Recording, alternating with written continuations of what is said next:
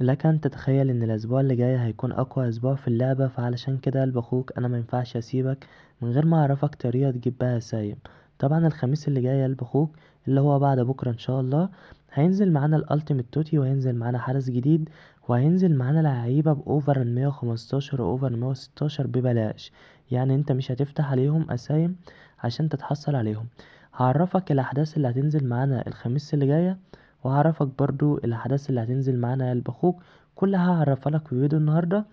فانزل دلوقتي يا اسطى، حط لايك واشترك في القناه وفعل زر الجرس، صدقني محتوى قناتنا هيفيدك لو انت مهتم بفيفا موبايل.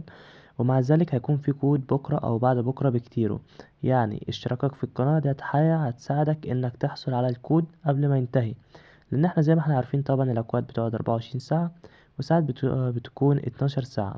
ففعل زر الجرس واشترك في القناه وتاكد، لان ان شاء الله الكود هينزل بكره او بعد بكره بكتير، اول ما ينزل هيجيبه لكم على طول.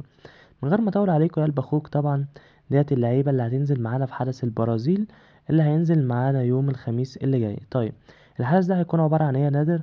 الحدث ده هيكون عباره عن لعيبه البرازيل بس، معنى كده ان نيمار هينزل معانا، وطبعا فيفا اتعاقدت مع الدوري البرازيلي، فعشان كده يا صاحبي نيمار هينزل معانا. طبعا هينزل معانا كل اللعيبه البرازيل، طبعا احنا عندنا كل الاساطير هم برازيل، جارينشا، روبرتو كارلوس، رونالدينو. وده طبعا حدث رمضان اللي هينزل معانا، لكن مش هيكون حدث جانبي، هيكون نفس السنة اللي فاتت كده، هيكون يا اسطى زي ما احنا شايفين مع بعض باكات كده. طبعا معرفش الباكات هترجع تاني بجواهر ولا لا، بس هو احتمال كبير حوار الاسامي ديت تختفي خالص. وطبعا ديت معظم اللعيبه اللي هتنزل معانا، هينزل معانا صلاح وصليبه وتشانالوبلو وكوناتي، وهينزل معانا برضو روديجر ومحرز، ودولت يعني معظم اللعيبه اللي هتنزل. هعرفك دلوقتي برضو طريقه تجيب بيها سايم عشان تدخل على الالتيميت توتي، لان انا زي ما بقولك يا قلب اخوك الاسبوع اللي جاي هيكون من اقوى الاسابيع اللي نزلت معانا في اللعبه.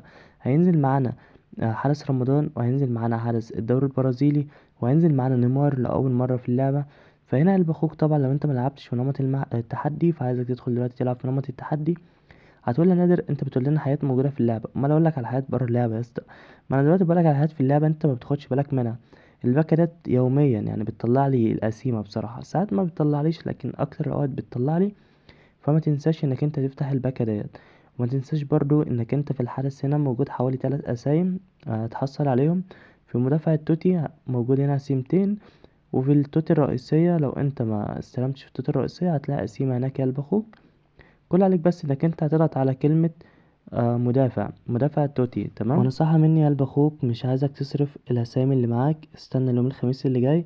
طبعا فاضل يومين بالظبط، استنى يا اسطى، لان احنا لو دخلنا على التيمت توتي هنا يا اسطى، هنا بيقولك المؤيدة، جايب لك الكارت اللي انت كسبته. مثلا انت كسبت كارت امبابي العادي، هيجيب لك كارت الالتيمت توتي زي ما احنا شايفين مع بعض.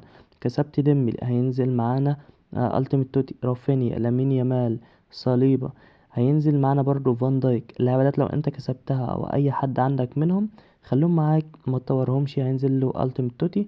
طبعا الهدية المجانية اللي انا قلت عليها قبل كده هيكون كوندي، وهيكون هالاند باوفر 115. وبس كده يا قلب اخوك، انا وصلت لاخر الفيديو النهارده. اتمنى لو الفيديو عجبك تحط لنا لايك واشتراك. مع السلامة.